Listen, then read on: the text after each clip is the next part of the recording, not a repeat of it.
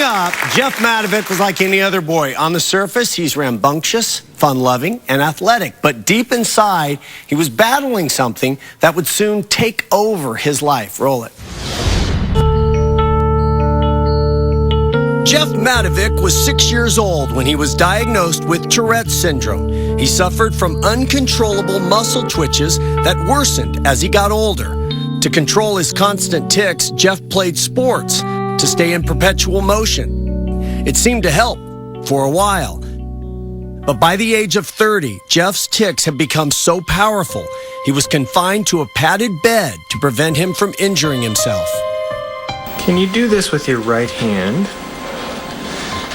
I get a full body tenseness, my arm, my leg, my eyes. It could be any combination of things for any duration of time under an unbelievable amount of physical pressure. Please welcome Jeff. We were talking during the tape, and before we get to your story, you said it still kind of makes you numb to just watch it. Absolutely. Every time that I see the pre and post op footage, it blows me away. What does that, when we're looking at that footage, what does it feel like when your body is spasming? What inside? That's a good question. It feels like you're being thrown around the ring by Joe Frazier lefts and Muhammad Ali. You feel your organs literally shifting. In the case of myself and other people that have severe head tics like I did, you actually feel your brain hitting your skull. And it can happen, in my case, 1.6 complex motor tics per second, which means that because I'm bilateral full body on my tics. What does that mean, bilateral full Bilateral body? Means the tics were on both sides of my body and from head to toe. One tic could be a flail of the arm real hard, a jerk of the neck, the eyes roll up, wow, and the left leg kicks out. That's considered one tic. And you're doing I averaged 1.6 per second, 24 hours a day. So right now, when we just saw you again like this, is this normal? Is this a bad day, average? That was actually a relatively good day. The days that were the roughest were the days that I was completely confined to a bed and couldn't talk. And so when we say you were in a padded bed, so you're put into a situation where you can't hurt yourself, yeah, but you can't live a life. Well, exactly, and that's the hard thing. When I speak of a padded bed, it was just a makeshift, let's put as many pillows around Jeff as we can because I didn't want to injure myself, nobody else did, but I was living in a body that was out of control. And the only thing that got me through it was the ability to keep the hope and the perseverance that I had something to give, that I wanted to be able to get through this and help other people. And so that already drove me. You saw your future, which is I will get better and I will help others get better. Yes. Even when you're in a bed strapped down. It's pretty amazing. Well, confidence and faith. It is. I credit my parents for the way that they raised us. They always taught us, my brother and I, Steve, to believe in what you want. And when people tell you that, you know what, this is your max limit, don't believe that. And to tell you what I mean by that, the first doctor that ever diagnosed me with Tourette's in the book, it's the Dr. Dream Crusher chapter. He told me, as I was standing there as a young 10-year-old impressionable boy, he came out and he said, you have Tourette syndrome. And my mom's standing there with me. You have Tourette syndrome. Don't expect much from your son. He probably won't go to high school. He'll probably get a GED, maybe work in a blue-collar field. He won't be able to go to college. You're just going to have to learn with it. And he walked on to the next patient.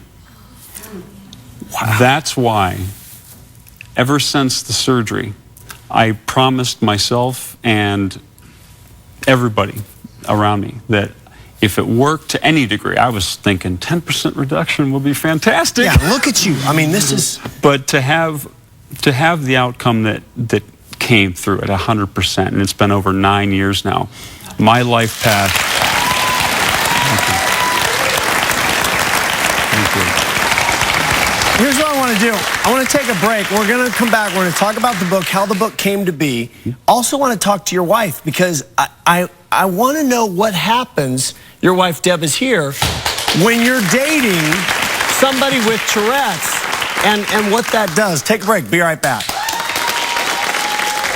People develop so many ways to hide it. With my arm tick, I remember at one time I was in her kitchen. I'm thinking, oh, I can't control this. And I go, oh, look at that bird.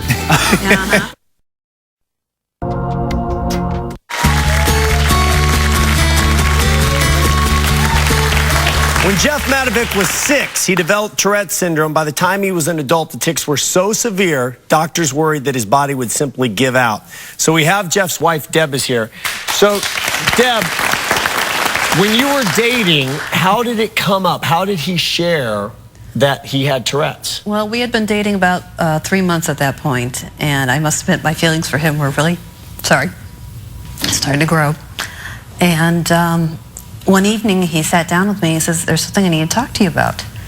And at the time I was a single divorced mom, 2 children, preteen, and I'm thinking, here it comes. Uh-oh. Uh-oh, he's going to break up with me.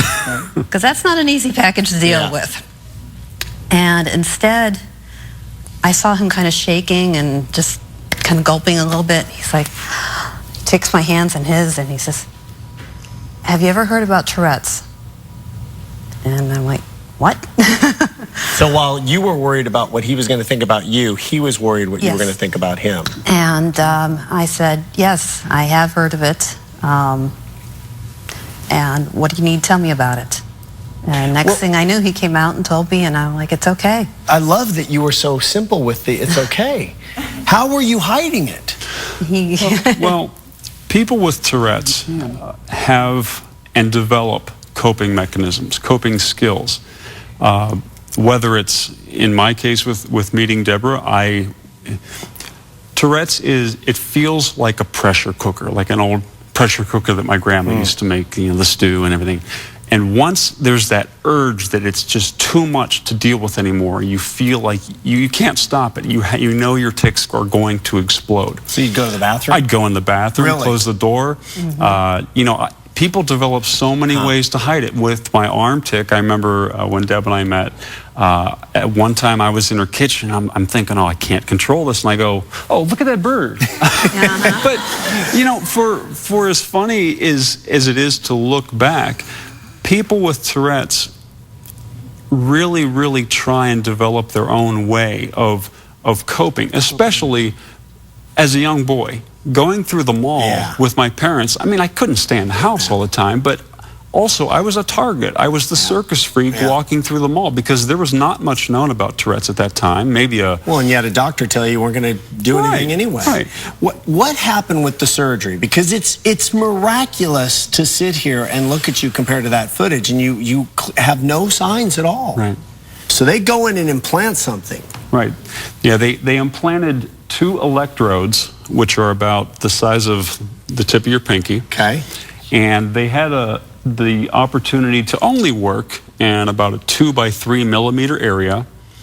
They threaded a microphone, and I'm awake through the whole procedure. The brain itself does not have any pain fibers, so I couldn't feel anything, but it's rather interesting when they're inside of your brain rooting around. But the reason that they have to have you awake for the procedure is so that they can get your feedback. So as I'm ticking and shaking, and as they threaded the microphone down, they could hear a single neuron talking to another single neuron. Now, I'm a psych major. For me, that's fascinating. Right. All I kept thinking about was my college advisor. But what really shook me is as I listened to my talk, my brain talked to itself. I told my doctor behind me who was working the mechanism, I said, is that my brain communicating? He said, that's your brain talking. Oh, that is wild. What's really interesting, and so much is still not known about the brain, as they passed the electrode through, they were trying to make sure they got to the exact location, because Tourette's is a hyperactive cell center within the thalamus in the brain. Without getting too technical, a person without Tourette's, in their brain, they get into the thalamus or deep inside the center of the brain, hence deep brain stimulation, and it would sound like crack, crack, crack, pop. inside of a person with Tourette's, it sounds like microwave on full blast in the microwave. It's pop, pop, pop, pop. Because of the hyperactivity of the cells, that's what causes the movements. So how do you meet Jim? Because you're now, this is surgery that's not approved, by the way. This is still... Not yet. Not yet. But now you go through the surgery and you meet Jim, who suffers from Tourette's, and you guys decide, we've got a book together. Well, the interesting thing is, I didn't know Jim. Jim didn't know me until he covered Oprah Winfrey in the Kansas City area when she came to town. As a reporter. Correct. And you were on And it. I had just come off of her show previously. And certainly, you know, Jim was there, and he told her about a show that he had seen prior to my show about Tourette's, and he wanted to thank her for inspiring him. And so Jim, what was it about Jeff that you felt like there's something here and we have a story to tell? Well, he was my hero when I interviewed Oprah Winfrey, and she said, "Oh my goodness, have you seen my Medical Miracles show?" And I said, "No, Oprah, I'm sorry, I haven't." She said, "Oh my goodness, I've got to tell you about Jeff Matovic. I've got to send you the tape of Jeff Matovic." And she's talking to her assistants, "Get him the tape of Jeff Matovic." And they're running around bumping into each other. Oh, they're running. Oh, yeah. yeah. And pretty much, let's see, 2 weeks later, here comes this tape in the mail. And I watched it, and there he was. And I saw this amazing story. And so does this represent hope to you individually? Oh, my goodness. Like I said, this was my hero. And So I want to make sure I get this right. I love the title, Ticked, A Medical Miracle, A Friendship, and the Weird World of Tourette Syndrome. So this is a book that encompasses what it's like to have Tourette's, the surgery you went through and how it's changed you, and the friendship that developed between one guy on one side of it and one guy on the other. And within all of that, there are so many different dimensions. There's the whole gamut of emotions. It's a book that anybody can pick up. It's a feel-good book, and to me, I don't know if you all agree with me, but there are so many bad things on the news. Can we please get some good stuff? Yeah. You know. Well, lots of books we come on here I think sound interesting. I don't know that I'd ever read it. I will promise you that I will be reading this by this weekend. I am fascinated. I'm so excited for what's happening. Thanks for sharing your story. Thanks for being here, you guys. Thank you. All right, everybody in the audience is going to get a chance to read this too, because they're taking home a copy of Jeff and Jim's book. It's called Ticked, A Medical Miracle, A Friendship, and the Weird World of Tourette Syndrome. Awesome. Coming up, she's a Grammy-nominated artist. She, too, battles Tourette's. She's inspiring fans one song at a time. Jamie Grace is here. Be right back. I'm a strong advocate against the word retard. I think it's a really mean word. Were you called that? I was, and it hurt. At 11 years old, it hurt at 14 years old. It's just really hard to fit in when your entire life is about being different. Closed captioning for the Jeff Probst Show provided by